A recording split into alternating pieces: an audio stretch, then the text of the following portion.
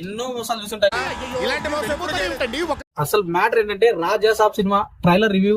అసలు ఆ సినిమా ఎలా ఉంది అనేది మాట్లాడుకునే ముందు సినిమాకు పెట్టిన ప్రైస్ వచ్చేసి దాదాపు 1000 రూపాయలు. ఒక టికెట్ ప్రైస్ 1000 రూపాయలు. 1000 రూపాయలు పెట్టి సినిమాకు పోతే పాపం ఆ ఆడియన్స్ పరిస్థితి, ఆ సినిమా చూసిన ఆడియన్స్ పరిస్థితి ఏ విధంగా ఉందంటే ఆ బాధ వర్ణనాతీతం. వద్దు నా కోసం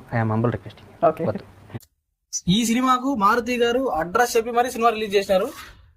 సో సినిమా ఎలా ఉంది అండ్ సినిమాలో ఏమేమి కంటెంట్ ఉన్నాయి అంటే స్పాయిలర్స్ లేకుండా సినిమా రివ్యూ అనేది మీ ముందర పెడతా. ఈ వీడియోలో చూడండి. సో ఈ వీడియో పూర్తిగా చూడండి, అప్పుడే నేను చెప్పే మ్యాటర్ మీకు క్లియర్ గా అర్థం అవుతుంది.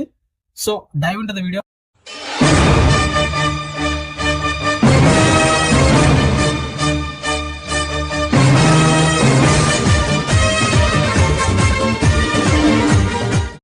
My self Naveen Kumar signing as unsold king. మనం మాట్లాడుకోవాల్సిన ఫస్ట్ పాయింట్ వచ్చేసి ట్రైలర్ గురించి. సినిమా ఒక రకంగా ఉంది, ట్రైలర్ ఇంకో రకంగా ఉంది. యాక్చువల్గా ఇలాంటివి శంకర్ గారు చేస్తుంటారు. ట్రైలర్ మనకు ఒకటి చూపించేసి సినిమాలో ఆ ట్రైలర్ లో ఉన్నవి కాకుండా మిగతా అంతా సినిమా ఉంటది. అదే విధంగానే మారుతి గారు కూడా అలాగనే చూపించారు. ట్రైలర్ ఏమో పిక్స్ గా చూపించేసి సినిమా చూస్తే ఆ ట్రైలర్ అంతా కూడా లేకుండా సినిమా ఉంది. సో ట్రైలర్ సినిమా రెండు డిఫరెంట్ గా ఉన్నాయి. నెక్స్ట్ పాయింట్, సినిమా చూడడం కంప్లీట్ అయిన తర్వాత నాకు ఒక విషయం అర్థమైంది. మారుతి గారి గేమ్ ఏంటనేది అర్థమైంది. ఈ మారుతి గారి ఎటువంటి గేమ్ ప్లే చేశాడంటే ఆ సినిమా అనేది రన్ టైం దాదాపు 5.5 hours లేదా 6 hours వచ్చి ఉంటుంది. సో ఎడిటర్ కు పని చెప్పడం ఎందుకని చెప్పేసి అందులోని కొంచెం పార్ట్ ను కొన్ని సీన్స్ అనేవి లేపేసి మిగిలిన పార్ట్ మాత్రం తీసుకొని వచ్చేసి ఇది part 1 అని చెప్పేసి మనకు ప్రజెంట్ చేసి ఇది రాజాసాబ్ సినిమా part 1 చూడండి, నెక్స్ట్ part 2 లో కావాలంటే మిగతా సీన్లు చూద్దురులే అని చెప్పేసి డివైడ్ చేసి మనకు 2 పార్ట్ లాగా చూపిస్తున్నాడు సినిమా. నెక్స్ట్ చెప్పాల్సిన పాయింట్, కాన్సెప్ట్ తీసుకున్నారు. అసలు జానర్ ఏమనుకొని తీసుకున్నావు కాన్సెప్ట్ నాకైతే అర్థం కావట్లేదు భయ్య. మనం సినిమా స్టార్టింగ్ అప్పుడు అదొక హారర్ జానర్ అనుకుంటాం. హారర్ జానర్ వెళ్తుంటది. ఓకే, ఇది ఒక హారర్ జానర్ అని మనం డైజెస్ట్ చేసుకునే లోపు ఇది హారర్ జానర్ కాదు, సైకలాజికల్ థ్రిల్లర్ అని చెప్తావు. సో ముందు ఆ జానర్ ఏంటనేది కరెక్ట్ గా ప్లాన్ చేసుకోలేకపోయావు భయ్య.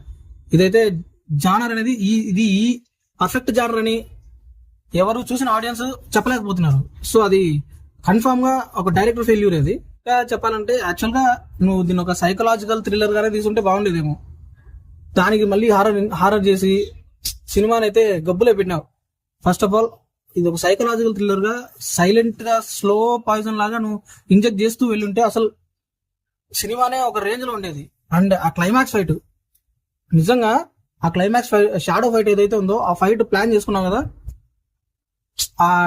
నేను మొత్తం సినిమా అంతట్లో కూడా కొంచెం హై అయ్యే మూమెంట్ ఏమైనా ఉందంటే ఆ క్లైమాక్స్ షాడో ఫైట్. ఆ షాడో ఫైట్ వచ్చేసి ఎక్సలెంట్ గా డిజైన్ చేసుకున్నావు. సో ఇంకా దాన్ని ఇంప్రవైజ్ చేసి ఆ షాడోస్ కూడా నలుగురు ప్రభాస్ మధ్యలో ఈ మెయిన్ ప్రభాస్ పెట్టేసి ఒక ఫైట్ లాగా ప్లాన్ చేసి ఉంటే మెంటల్ వచ్చేసేది.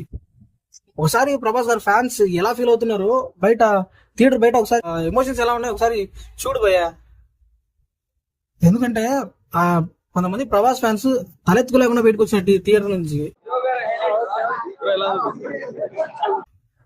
సినిమా నుంచి ఇప్పుడు రాధేశ్యామ్ సినిమా ఉంది. రాధేశ్యామ్ సినిమా జనాలకు నచ్చకపోయినా ఆడియన్స్ కి ఓకే అనిపిస్తుంది సినిమా. ఇంకొంచెం సాహు సినిమా ఉంది, ఒక సర్టన్ ఆడియన్స్ కి అది నచ్చుతుంది, ఎవరికో ఒకరికైనా నచ్చుతుంది సినిమా. కానీ రాజాసాబ్ మాత్రం 80% మందికి జనాలకి అర్థం అవ్వలేదు సినిమా. దానికి తోడు అన్నెసెసరీగా గ్రాఫిక్స్, అనవసరమైన గ్రాఫిక్స్ పెట్టారు క్లైమాక్స్ లో అయితే. సో టోటల్ గా నాకైతే ఈ సినిమా హాఫ్ కుక్డ్ బిర్యానీ లాగా కనిపించింది.